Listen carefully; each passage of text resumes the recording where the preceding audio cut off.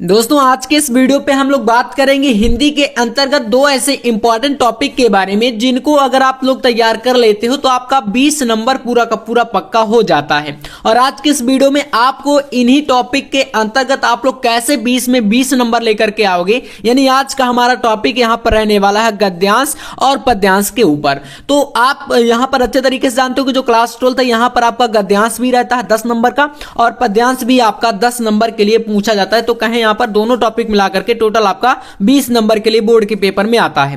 तो वैसे तो काफी सारे छात्र यहाँ पर देखो गद्यांश को सॉल्व कर लेते हैं, लेकिन पद्यांश में थोड़ा सा प्रॉब्लम आती है, जैसे कि आप लोग पद्यांश को पहचान नहीं पाते हो। ठीक है, अगर आप पहचान नहीं पाओगे तब आप लोग कैसे इसमें नंबर लेकर के आओगे पूरे पूरे, है ना, वो भी मैं आपको बताऊंगा। ठीक है, और मान लीजिए कि आपको जैसे सॉल्व करने में और उसके जो बीच वाले क्वेश्चन होते हैं, ठीक है ना, जैसे कि आपको गद्यांश और पद्यांश आपका 10 नंबर के लिए अगर बोर्ड एग्जाम में आता है तो उसमें टोटल 5 प्रश्न रहते हैं एक टॉपिक के, ठीक है ना, 5 प्रश्न, और जिसमें से एक प्रश्न का कितना मिलता है 2 नंबर। तो इस प्रकार से आपको पूरा का पूरा मिलता है यहाँ पर कितना 10 नंबर रहता है आपको 5 प्रश्न को करने के लिए।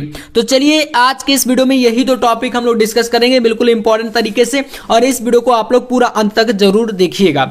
शुरुआत करते हैं। हमारे पास यहाँ पर हिंदी का एक देख सकते हो मॉडल पेपर है जो कि आपके पास यहाँ पर 2025 बोर्ड एग्जाम के लिए काफी ज्यादा इंपॉर्टेंट रहेगा, और इस तरीके से अगर आप सॉल्व करोगे तो आपको पूरे पूरे नंबर मिलेंगे इन दोनों टॉपिक्स में। ठीक है, शुरुआत करते हैं। यहां पर पूरा आप लोग अच्छे तरीके से देख सकते हो। यहां पर जो गद्यांश और पद्यांश का टॉपिक रहता है, शुरू में आपको क्वेश्चन नंबर 1 के अंतर्गत आपको ऑब्जेक्टिव क्वेश्चन देखने को मिलते हैं। ठीक है, यानी कि बहुविकल्पीय प्रश्न आते हैं टोटल 10 नंबर के लिए। तो यहां पर खंड का में आपका गद्य और पद्य से ये सारे के सारे ऑब्जेक्टिव हैं जिनका मैं आपको सॉल्यूशन भी दे चुका हूं। देख सकते हो यहां पर सारे के सारे आंसर लगे हुए हैं। ठीक है ना, जो ज्यादा मतलब डार्क ब्लैक है यहाँ पर बोल्ड कलर से, वो सारे आंसर है सभी क्वेश्चन के। ठीक है, तो इनको तो आप देख लोगे। क्वेश्चन नंबर 3 में आपको देखने को मिलता है देखो गद्यांश। ठीक है, ये आपका तीसरा क्वेश्चन है और यहां पर कह रहा है कि दिए गए गद्यांश पर आधारित निम्नलिखित प्रश्नों के उत्तर दीजिए। ये आपका 10 नंबर का बोर्ड के पेपर में आता है। अब यहां पर आपके पास एक दिया गया जैसे कि अशोक को जो सम्मान कालिदास से मिला वह अपूर्व था। सुंदरियों के आसिंजनकारी नुपुर वाले चरणों के मृदु आघात से वह फूलता था। कोमल कपोलों पर कर्णावतंस के रूप में झूलता था और चंचल नील अलंकों की अचंचल शोभा को 100 गुना बढ़ा देता था। ये पूरा का पूरा दिया गया, और इसमें आपके इधर पीछे साइड में एक गद्यांश के रहते हैं टोटल 5 क्वेश्चन। ठीक है, देख सकते हो का नंबर खा गा घा ऐसे अंगा तक 5 क्वेश्चन यहां पर रहेंगे। एक आपका इसी के अथवा में रहेगा दूसरा गद्यांश। जैसे कि मान लो आपसे ऊपर वाला अच्छे तरीके से आप लोग, जैसे मैंने बताया ना कि जैसे आप पहचान नहीं पाओगे, तो पहचानना एक सबसे इंपॉर्टेंट चीज होती है। अगर आप पहचान नहीं पाओगे तो वहां पर आपके जो नंबर है वो कटते हैं, क्योंकि उसमें आपका संदर्भ पूछा जाता है, और अगर पहचान नहीं पाओगे तो संदर्भ आप लिख नहीं पाओगे। तो इसीलिए आपके पास दूसरा विकल्प रहता है अथवा करके। तो जैसे आप इसको नहीं पहचान पाए, नीचे वाला देख लीजिए, नीचे दिया गया है निंदा कुछ लोगों की पूंजी होती है, बड़ा लंबा व्यापार फैलाते हैं वे इस पूंजी से कई लोगों की प्रतिष्ठा को ही नहीं दूसरों को ही कलंक था, ऐसे करके ये दिया है। तो जैसे हमने पहला वाला पहचाना और हमें इसी को करना है, तो सबसे पहले क्वेश्चन 3 का है, तो आप इस प्रकार से कॉपी पर आओगे और यहां पर करना क्या है, आपको ऊपर डालना है प्रश्नोत्तर संख्या 3। ठीक है, इतना कर लोगे। प्रश्नोत्तर संख्या 3 डालने के बाद इसमें संकेत देना होता है। संकेत के तौर पर यह बताना है कि आप लोग पहला वाला गद्यांश कर रहे हो या आप लोग दूसरा वाला गद्यांश कर रहे हो। तो जैसे इसको कर रहे हैं तो आप संकेत में शुरू के आपको 2 से 3 शब्द और लास्ट के 2 से 3 शब्द इस तरीके से लिख देना है। अशोक को जो सम्मान ऐसे करके डैश करके लास्ट का वर्ड लिख देना है। ये संकेत हो जाएगा। ब्लैक पेन से यहां पर आप संकेत भी लिख सकते हो या ऐसे करके लिख दोगे तो कोई दिक्कत नहीं आएगी।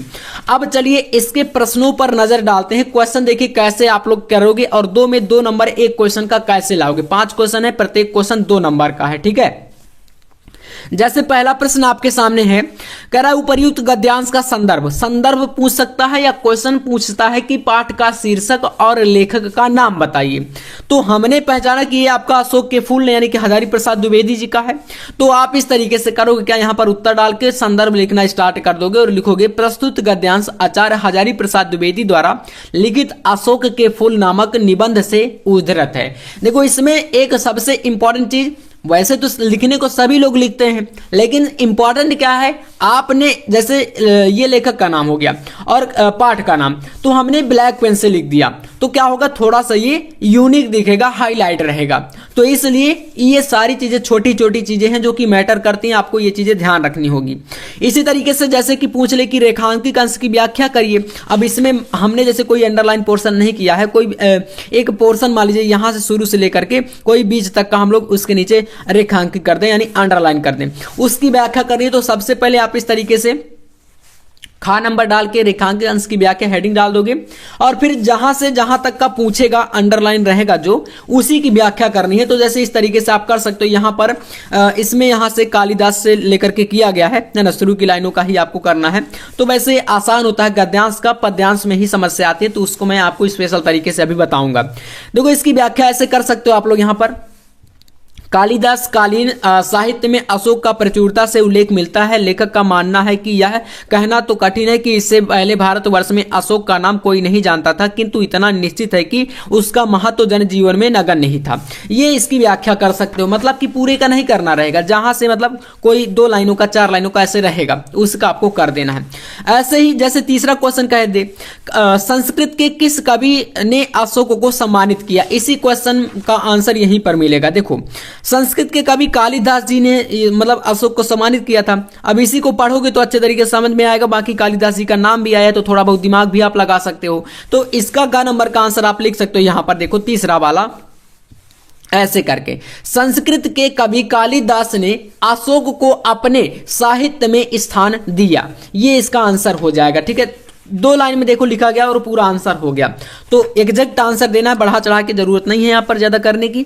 इसी तरीके से घ नंबर देखो लो, अशोक पर फूल आने के संबंध में लेखक के क्या विचार हैं।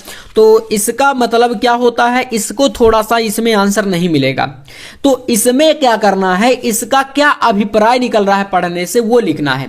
तो देखो कैसे इसका आंसर लिखोगे, यहां पर इसका आंसर हो जाएगा आपका घ नंबर का, यहां से अशोक पर फूल आने के संबंध में लेखक के अनुसार मनुष्य की मनोवृत्ति में परिवर्तन हुआ है। इस तरीके से आप इस क्वेश्चन घ नंबर का आंसर यहां से लिख सकते हो। चलिए 4 क्वेश्चन हो गए, 2-2 नंबर यहां से, यानी कि 2 चौको 8 नंबर आपको मिल जाएंगे।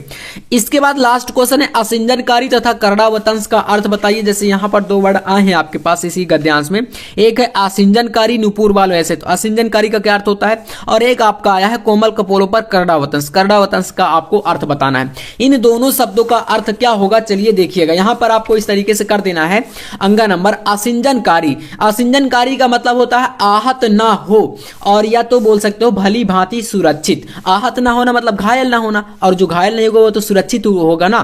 करड़ावतंस का मतलब होता है कान के आभूषण। ठीक है, इस तरीके से इन दोनों का आपका यहां पर ये हो जाएगा आंसर। अंगा नंबर तक के सारे क्वेश्चन कंप्लीट यहां से आपको मिलेंगे पूरे 10 नंबर, अगर इस तरीके से आप लोग गद्यांश को सॉल्व करोगे। फिर एक अथवा में है तो जैसे हमने ऊपर कर दिया, इसको छोड़ देंगे, यहां से आप आ जाओगे क्वेश्चन नंबर 4 में, और ये कह रहा है पद्यांश सॉल्व करने के लिए। पद्यांश पर आधारित निम्नलिखित प्रश्नों के उत्तर दीजिए। जैसे यहां पर आपके सामने आप इसी तरीके से गद्यांश की तरह 2 पद्यांश भी दिए जाते हैं। ठीक है, यहां पर दिया है, मेरे प्यारे नवदलत से कंज से नेत्र वाले, जाके आए न मधुबन से और न भेजा संदेशा, मैं रो रो के प्रिय विरह में बावली हो रही हूं, जाके मेरी सब दुख कथा श्याम को तू सुना दे। अब यहां से आपको इतना दिया गया है, इसी में आपको 5 क्वेश्चन ये दिए हैं, का खा गा घा अंगा। फिर इसी के साथ ये मान लो आपसे नहीं बना तो फिर आपको अथवा में एक चांस के लिए आपके पास यहां पर देख सकते हो अथवा लगा करके एक और आपको पद्यांश दिया जाएगा। जैसे यहां पर दिया है, मैं नीर भरी दुख की बदली, स्पंदन में चिर निस्पंद बसा, क्रंदन में आहत विश्वासा, नयनों में दीपक से जलते, पलकों में निर्झरी सी मछली। ये आपके पास एक और दिया है ना। अब दोनों में से कोई सा भी एक आपको बेहतर तरीके से जो आ रहा होगा तो उसको आपको करना स्टार्ट करना, क्योंकि शुरू में ही आप देखोगे तो 15 मिनट यहां पर 3 घंटे 15 मिनट के टाइम में 15 मिनट पेपर को पढ़ने के लिए ही दिया जाता है, और 15 मिनट में अगर पूरा पेपर पढ़ लोगे तो ये सारी चीजें पहले ही डिसाइड हो जाती हैं, बार बार सोचना नहीं पड़ता। जब पढ़ोगे पूरा तो समझ में आ जाएगा कि कौन सा बेहतर आ रहा है। मान लीजिए हमें ऊपर वाला अच्छी तरीके से आ रहा है तो हम लोग इसको करेंगे। तो प्रश्न संख्या 4 का है, इसलिए आपको यहां पर पहले डाल देना है प्रश्नोत्तर संख्या 4। फिर आपको वही तरीका संकेत वाला जो मैंने एक बार बता दिया, संकेत आप लोग पहले जरूर डाल दीजिएगा। यहाँ पर हेडिंग डाल देना संकेत, और फिर जो भी आप जिसको कर रहे हो, दो में से कोई सा भी कर रहे हो, उसको आप लोग शुरू के 2-4 अक्षर और लास्ट के 2-4 अक्षर लिख देना डैश करके बीच में, वो हो जाएगा संकेत। तो क्लियर हो जाएगा कि आपने कौन सा वाला किया है। जैसे हम इसको कर रहे हैं, मैंने आपको संकेत के तौर पर लिखने के लिए बता दिया। अब इसको कर रहे हैं तो पहला क्वेश्चन इसी में कर रहा है, प्रस्तुत पद्यांश का संदर्भ लिखिए। कहां से लिया गया? तो पवन दूतिका का है, अयोध्या सिंह उपाध्याय इसके कवि हैं यानी रचयिता हैं, हमें पता है। तो करेंगे क्या, यहां पर संदर्भ हेडिंग डाल करके लिखना स्टार्ट कर देंगे। प्रस्तुत पद्यांश का शीर्षक पवन दूतिका, वही चीज ब्लैक पेन से देख सकते हो, एवं इसके रचयिता अयोध्या सिंह उपाध्याय हरि अवध जी हैं। ये इसका आंसर आपका हो जाएगा। इतना लिखना है, इससे ज्यादा नहीं, ठीक है, इतना ही लिखना है। इसके बाद यहां से आपका नेक्स्ट क्वेश्चन, पवन दूतिका द्वारा किसने किसको संदेशा भेजा। अब ये पाठ आपने पढ़ा होगा तो बेहतरीन तरीके से आपको समझ में आएगा कि इसमें राधा जी पवन यानी वायु से कृष्ण जी को संदेशा भिजवा रही हैं। तो इसका आंसर इस तरीके से खा नंबर डाल दोगे, पवन दूतिका द्वारा राधा जी ने कृष्ण जी को संदेशा भिजवाया। इसके बाद तीसरा क्वेश्चन, रेखांकित अंश की व्याख्या। अब व्याख्या में इसमें थोड़ा प्रॉब्लम आती है। जैसे मान लीजिए आपसे शुरू की 2 लाइनों का व्याख्या पूछे, अंडरलाइन रहेगी, ठीक है ना, शुरू की 2 लाइनों का, तो कैसे लिखोगे? मेरे प्यारे नौजलस से, इस लाइन में भगवान श्री कृष्ण के सौंदर्यता के बारे में बताएगी कि वह देखने में कैसे रहेंगे, वायु को परिचय दे रहे हैं कि ऐसे ऐसे रहेंगे, उनको जाकर के संदेशा देना है ना। जाके आए ना मधुबन से, और ना भेजा संदेशा, मतलब जब से वो मधुबन से गए हैं वो तब से कोई भी संदेशा उन्होंने नहीं भेजा और ना ही वो वापस आए हैं। तो इसलिए रेखांकित अंश की व्याख्या हेडिंग जरूर डाल देना। फिर लिखना, राधा पवन से कहती हैं कि मैं भगवान श्री कृष्ण जब से मथुरा गए हैं वापस नहीं आए और मैं रो रो के व्याकुल हूं, और वहां से मतलब वापस नहीं आए। जितना भी आपके माइंड में जो चीजें आएंगी उसको इस व्याख्या में फिर आपको छाप देना है, मतलब अपने से लिखना है। जरूरी नहीं कि जो किताब में आपने पढ़ा वही याद होना चाहिए। इसको समझ में आपको जो आए अच्छे तरीके से, आपको पूरा समझ में तो आ जाएगा ना यार, एक बार पढ़ने से इतना इजी होता है।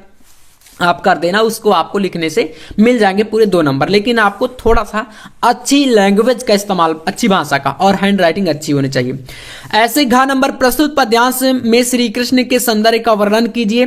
तो किस प्रकार से किया गया? देखो, मेरे प्यारे नौजलस से कंठ से नेत्र वाले, मतलब यहां पर वर्णन कैसे किया गया? तो बताया गया कि भगवान श्री कृष्ण नवीन मेघ जैसी शोभा वाले और कमल जैसे नेत्रों वाले हैं। इस प्रकार से आप इसको कर दोगे। प्रयुक्त पंक्ति में कौन सा रस है, रस पूछा है, तो भैया इसमें आप देखोगे, मेरे प्यारे नौजलस से कंठ से नेत्र वाले, जाके आए न मधुबन से और न भेजा संदेशा, मैं रो रो के प्रिया विरह में, इसमें करुण रस होगा। क्योंकि आप देखोगे तो यहाँ पर इसमें राधा जी अपना विरह वर्णन कर रहे हैं, मतलब कि एक प्रकार से याद कर रहे हैं श्री कृष्ण को। तो आपका यहाँ पर हो जाएगा करुण रस, यानी कि शोक है, राधा जी दुखी है, ठीक है। तो इस तरीके से आपको ये चीज समझना पड़ेगा, है ना। ये आपको कहीं इसमें दिख नहीं रहा कि शोक है, करुण रस है, कौन सा रस है, हास्य रस है, वीर रस है। ये समझ करके ही आप यानी पंक्तियों को पढ़ोगे तो समझ में आ जाएगा खुद ब खुद कि भाई आखिरकार इसमें है क्या। तो उम्मीद है कि यार आप सारे क्वेश्चन को आप कर लोगे, और इसके भी क्वेश्चन वही आपके 5 रहेंगे। जैसे यहाँ पर एक में तो शीर्षक और रचयिता का नाम मतलब संदर्भ ही पूछ रहा है, और बाकी के 4 क्वेश्चन आपके वही, एक रेखांकन की व्याख्या रहेगी और 2-3 क्वेश्चन आपके इसी मतलब पद्यांश के अंतर्गत रहेंगे। तो इस तरीके से आपको गद्यांश और पद्यांश वाले सारे टॉपिक्स को सॉल्व करना है। उम्मीद करेंगे कि यार आज का ये क्लास आपको थोड़ा सा बेहतर लगा होगा, और अगर वीडियो अच्छा लगा हो तो लाइक वगैरह जो है कर देना। बाकी चैनल पर सब्सक्राइब कर लीजिएगा। हर एक टॉपिक आपको यहाँ पर बेहतरीन तरीके से ऐसी प्रकार से सॉल्व कराया जाएगा, और सारा कुछ आपको मिलेगा यहाँ पर बोर्ड एग्जाम की तैयारी से रिलेटेड। मिलते हैं नेक्स्ट वीडियो में नेक्स्ट टॉपिक के साथ, तब तक के लिए जय हिंद, वंदे मातरम।